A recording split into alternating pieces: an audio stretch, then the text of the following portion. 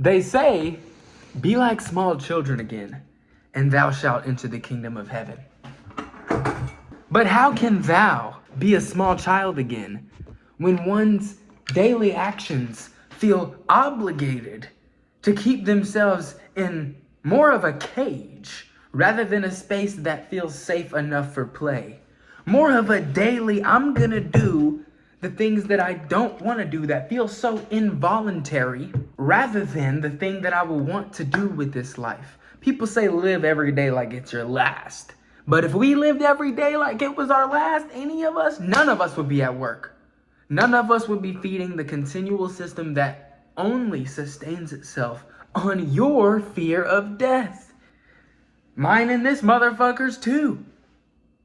What up, bro? He's not a motherfucker though. Because to talk... I don't fuck mother.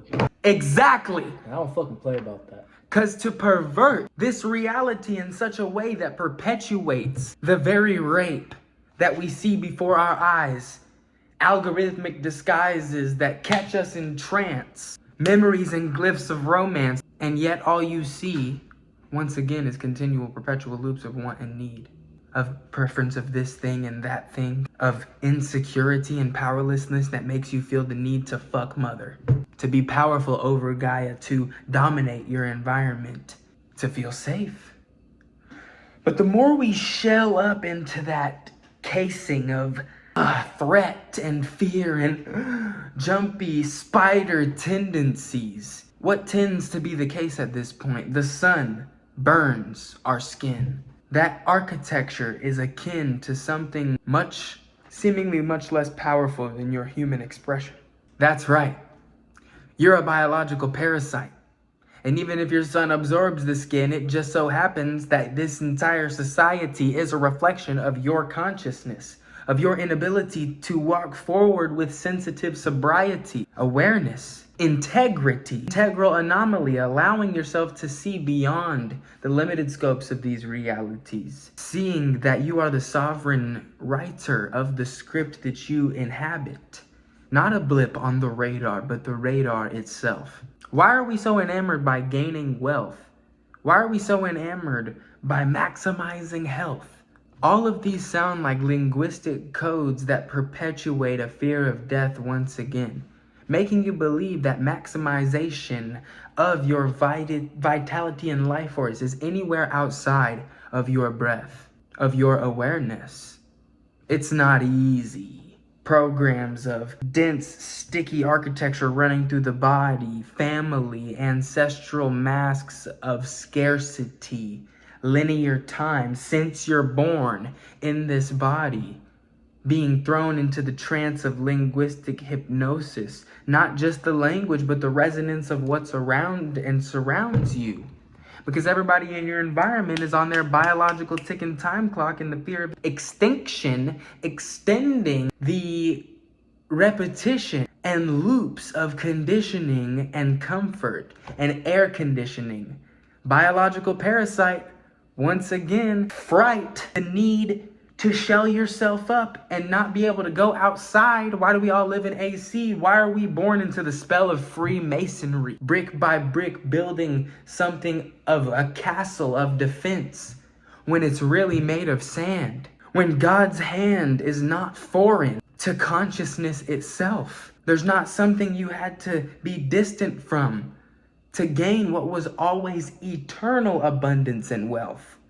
The breath, the spirit, sovereign creativity, beyond some rendered pixels frame of this video that I'm creating right now. This isn't what I'm calling creativity. Fuck this world, bro. Fuck the limited rendered frames of which we think we know. Nah, I don't fuck her. I don't fuck with that. See?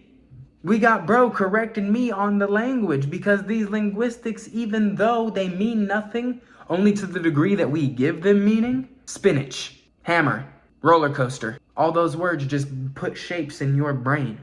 So it is very important to be fragile with these things.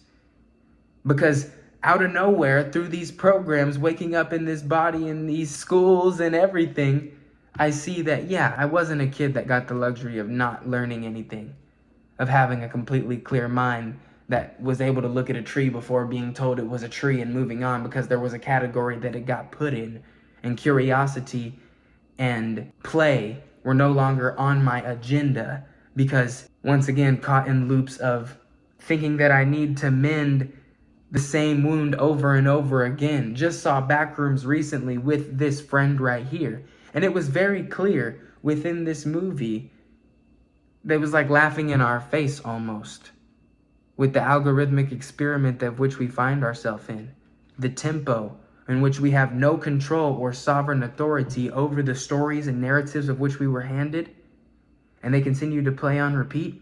And all you know your meat suit to be by the end of it is that glyph of AI slop and fast-paced unconsciousness, rape, discharge of friction onto the external environment. Fucking mother. And I get why you would want to. It's hilarious. The only way the predator-prey dynamic arises between the men and women in the society, the perversion, is from the hatred or resentment of our mother, the person that birthed us, the wombs of which we come from. Because whether we like it or not, no matter how unconscious and beldam other mother that they ended up being, Wendigo tricking you, saying, hey, I love you, and repeating the love loops and making you feel bad for acting out of line, that's still the bloodline of which you derive, of which your tendencies and impulses go toward. This is your, what did you say? About what? When you pointed at that card, you were like, something about this is where you're at right now. This is your current box, your current maze of architecture. Anyways. I mean, it's just hindrance of your growth. Anything that puts a kink in your box. Extra corner in your square. A triangle in your bubble. A pop. We can't get out of the cage that we've built for ourselves by freaking out about it. It's very easy to disassociate from the fact that you're in this cage when things seem comfortable and okay with the loops that you ensue. Even though, once again, like we said from the beginning, you're not doing what you really wish to do with your time. Nobody is. So instead of running around like a headless chicken every time that you interface these things in the survival mode of panic and disassociating from them with your other mammals, that it's like, yeah, everything's okay. We're on this linear trajectory. There's nothing wrong. Our lives are going to be great. Yeah. It's very easy to pretend like everything's okay. But I invite you to take a good long look at what that perpetuates. The grief, the guilt that you must eventually feel for what you have decided to feed by feeding the hunger instead of following it. Your nature is limitless, infinite abundance, truly being able to manifest sovereignty by choice in this reality. And yet through the first glance of whatever your architecture is, envy strikes through the body, stopping somebody from seeing that wherever they are in the midst of eternity is where they are. That's their alchemy. That's their art to make. That's the most beautiful thing that you could ever open your eyes and see.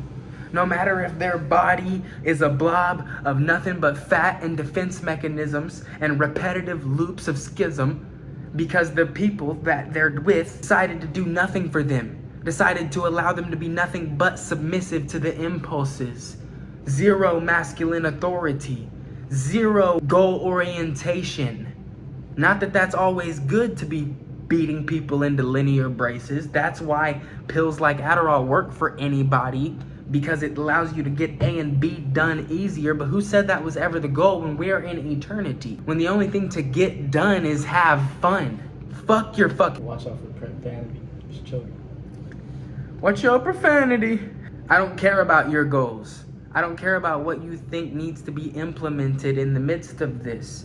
Besides the healing, besides the truth that pervades beyond any story and narrative that anything needed to be healed to begin with. Because trust me, it's already happening. The dance is already occurring. It truly is about our willingness, our courage, our ability to find the inner strength within to face fear, the primordial baseline of our existence, with courage, with confidence, with the core of our capacity, and allowing it to rise beyond the entropy, beyond the mimicry, beyond the repetitive beat and loops on GarageBand that you can pick from. Fuck that. You're not original. You're not original. Pick up the MIDI and put some new stuff down, boy. That's the type of stuff that makes me feel like bands like Death Grip's experimental shit is the only real music that ever existed. But in truth, I have empathy to see both sides of the situation. People in my own family, people that have been closest to me my whole life are the ones that I see struggling the most. In their attempt to strive, in their attempt to actually create sovereignty, they don't know what mask to wear. They don't know what side to fight for. They don't know what they're on. They think that it's freedom 2024. Shit. 2026. America 250 years. Sovereignty. But in reality, subsidized slavery has got these mammals thinking that it's okay to keep your inner child locked in a cage. No wonder everybody walks around with a baseline insecurity, zero self-esteem. Life has taught us that we cannot exert our power. Because if we exert our power, then something bad happens. The edges of the confines that allow society to run the way that it do and extract energy directly from you inhibit our freedom. Duh. To ascend above, we meet those places uninhabited. There's literal parts of your body that are like cobwebs, like a library with dust all up in it, untouched. Blood not circulating, breath not circulating, life not touching these places. And the ones that life does touch, mesh, congealment, sealed viscous liquid pushed together to repeat the loops. Because trust me, these narratives that run our psychology are reflected in every bracing pattern that you can see within the physical body. There's no men with female clavicles. There's just continual smallness. There's just continual bracing against ourselves in environments. Forensics that continue to be distorted and inverted and looking more schismic by the day. Because life has been made for a means to an end rather than to celebrate the moment that we're in. So the breath realizes itself in eternal health. That no matter how dense the architecture was that somebody was in their current perceived trajectory, that grace was beyond anything that you could perceive. Grace was so unfathomable. You really thought you did something bad, bro? You really had some guilt that you're holding on to? That lineage old guilt? That primordial guilt of your existence for biting from the fruit to begin with and falling from Eden? You're good. Trust me. You'll see. So will I. And I do assume that as these videos continue, you will see that grace incorporated through this channel. So thank you. Have faith. Have faith in the end of the things of which you know don't even deserve to be existing anymore. Have faith in the inner child and its vision. And if that's been so distorted by society to the point where you can't even see it anymore, use that imagination to simply go within. Deprive the senses of some sort of external trajectory in this limited form. Allow yourself to sit with the void. If you don't walk alongside death in every breath, you will inevitably have regret on your deathbed. Have faith in what is true, that it will pursue beyond, that it will prevail past the past, the hell of which we experience, which is only in the past. This message is coming to you from the future. I love you.